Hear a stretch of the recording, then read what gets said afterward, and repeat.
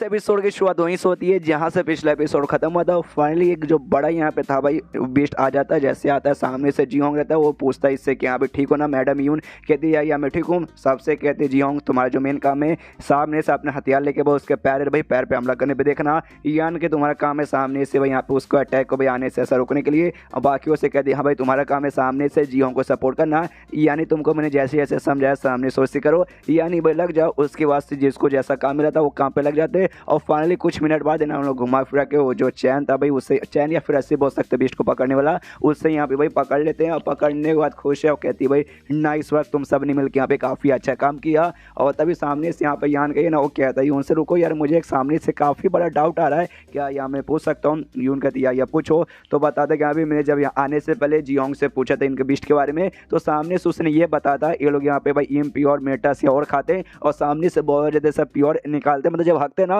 तो काफ़ी pure metal यहाँ पे निकलता है। और जैसे कि आप लोगों ने कहा था लगभग 2 या 2.5 महीने से वो लोग यहाँ पे रह रहे थे, तो भाई 2-2.5 महीने से खाते होंगे तो हकते भी होंगे तो सामने से। लेकिन भाई यहाँ पे एक बार भी इनका टट्टी कहीं आसपास दिखाई नहीं दिया, यानी ऐसा प्योर मेटल दिखाई नहीं दिया जो इनका टट्टी होना चाहिए कि भाई 2-3 महीने से क्या इन्होंने कभी हागा वागा नहीं किया। जो सुंदर जीहोंग कहते नहीं भाई ऐसा यहाँ हो सकता है इनका कोई स्पेसिफिक एरिया रहेगा जहाँ पे जाकर लोग हकते होंगे, जैसे कि भाई हम लोग टॉयलेट में जाते हैं ना वैसे इनका भी पक्का होगा। और देखो वाकई में ऐसा यहाँ पे जगह तो होगा, तो हमारा काम है भाई हमें जाके वो जगह यहाँ पे ढूंढना चाहिए। सामने से जो बीस्ट है भाई हम इनको पकड़ेंगे और सामने से वो जगह मिल जाएगा तो उसके अंदर भी दम मतलब प्योर से प्योर भाई मेटल भरा पड़ेगा, तो सामने से बीस्ट भी देंगे और साथ में यहाँ पे भाई वो पूरा जगह भी ढूंढ के उसके अंदर सभी मेटल निकाल के दे देंगे, तो वो डबल फायदा हमारा यहाँ पे हो जाएगा। तो सामने से ये भी कहती है उनके हाँ हाँ चलो भाई आपसे हमारा नया टारगेट बन जाएगा भाई और ऐसा जगह को ढूंढने का। उसके बाद से लोग और आगे निकलते, जैसे आगे निकलते ना तो आगे जाते सामने से यहाँ पे भाई यान का काफ़ी अजीब लगता है कि एक समय काफ़ी ज़्यादा मुझे ऐसा अजीब लगता है भाई ये पूरा खदान देख के भाई इस खदान के यहाँ पे बनाया कैसे होगा, यानी खोदा कैसे होगा।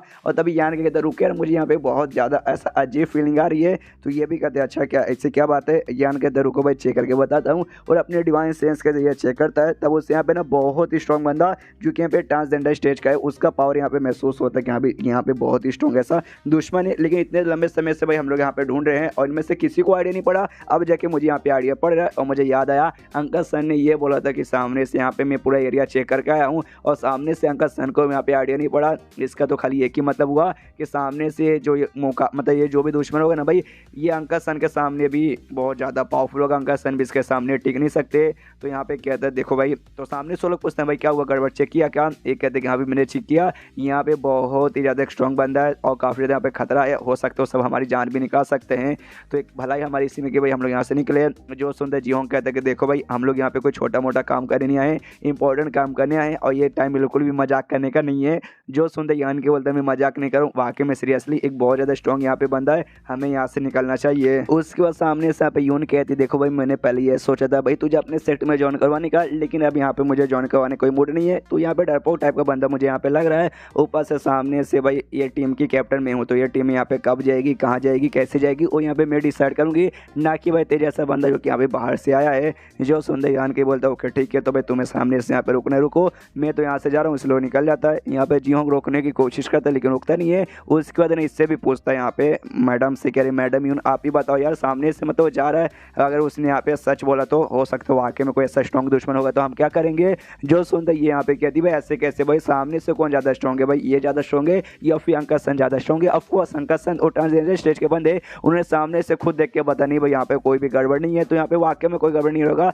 छोटा मोटा सा कुछ इसको मालूम चला होगा जिसके बाद से खाली बात का बतंगर बना रहा है, इसके बाद पे ध्यान मत दो, जाने तो जान दो। उसके बाद से यान के जाया था और जैसे और आगे जाता ना इसको वो और भी स्ट्रॉन्ग महसूस करता है, ये नहीं लगता वो बंदा और भी पास आ रहा है। और तब यहाँ पे अचानक से भाई पूरा ऐसा जमीन हिलता है, ऐसा लगता है 2 बंदे यहाँ पे फाइट कर रहे हैं, दोनों ट्रांसजेंडर स्टेज के। समझ जाता है एक पक्का ये वही दुश्मन होगा और दूसरा अंकल सन यहाँ पे होगा, यानी भाई दोनों आपस में आ चुके हैं, दोनों के बीच यहाँ पे फाइट चालू हो गई। इसके बाद से भाई यहाँ भी इनको भी एनर्जी महसूस होती है फाइट करने वाली, ये भी समझ जाती है शीट भाई ये तो अंकल सन लगता है किसी ट्रांसजेंडर स्टेज के बंदे साथ मुकाबला कर रहे, यानी वाकई में जो यान के ने बोला था कहीं सच तो नहीं था, शीट भाई लगता है सच ही था। उसके बाद से अपने सारे बंदों से कहती यहाँ पे चलो हमें वाकई में इस एरिया से निकलना पड़ेगा, तो सारे बंदों को लेकर निकलना चालू कर देती है।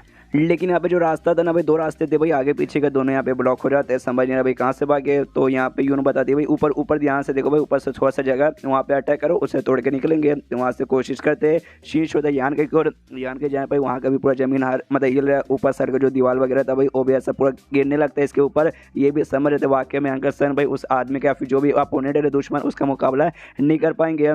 तो सामने से जो ऊपर से गिरा तभी मिट्टी वगैरह उससे बचने के लिए अपना शील्ड यहाँ पे निकाल लेता है, पूरा का पूरा मिट्टी इसके ऊपर से गिर जाता है, लेकिन शील्ड से अपनी प्रोटेक्शन कर लेता है और शील्ड के जरिए पूरी की पूरी मिट्टी यहाँ पे हटा लेता है। यान का डिसाइड कर लेता है कि हाँ भाई यहाँ पर कोई मतलब होने वाला नहीं है, मुझे ये जो खदान है बाहर निकालना पड़ेगा।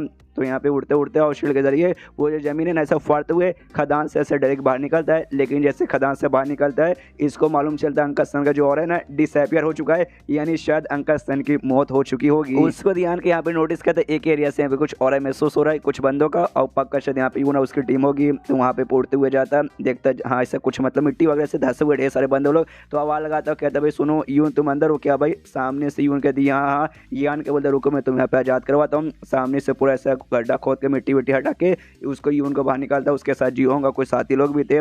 सामने से ऐसे बाहर आते ना पैंक हुआ नाम के एक बंदे के बारे में पूछती कहाँ भी ये कहाँ है?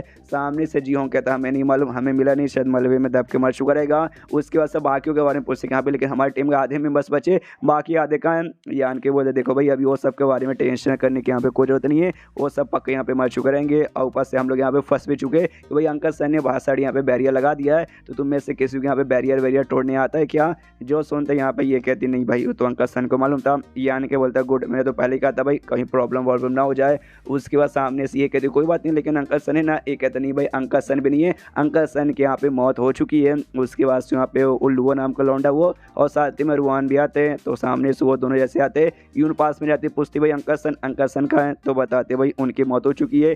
तो ये भी पूछते अरे यार ऐसे कैसे भाई क्या हुआ एग्जैक्टली?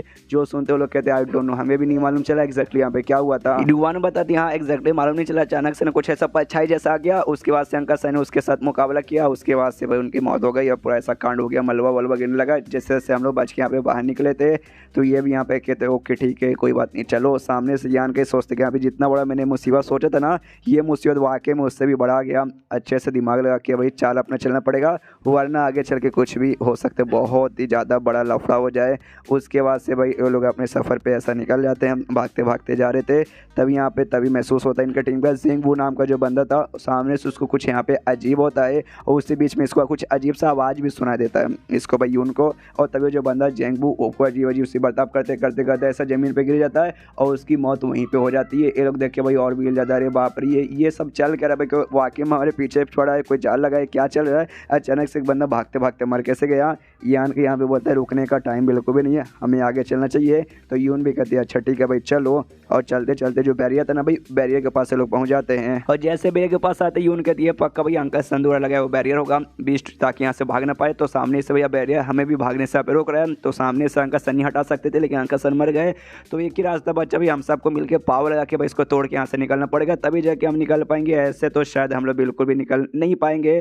तो उसके बाद यहाँ पे तैयार थे कि हाँ भी चलो तैयार होंगे, तभी भाई महसूस होता है कोई तो यहाँ पे फिर से आ रहा है और जैसे अचानक से इनके ऊपर अटैक होना चालू हो जाता है। सामने से जो नॉर्मल बंदे लोग थे उनके ऊपर अटैक होता है, सब उनकी मौत होती है। यहाँ पे यान का यून सबको समझ ही ना भाई एग्जैक्टली क्या हो रहा है कैसे हो रहा है भाई, कौन यहाँ पे अटैक करे कुछ दिखाई नहीं दे रहा और कुछ समझ नहीं आ रहा। एंड देन ये चैप्टर भी यहीं पे खत्म हो जाता है। तो चैप्टर खत्म तो वीडियो भी खत्म। तो मिलता है अगले किसी वीडियो में, जब तक के लिए बाय बाय।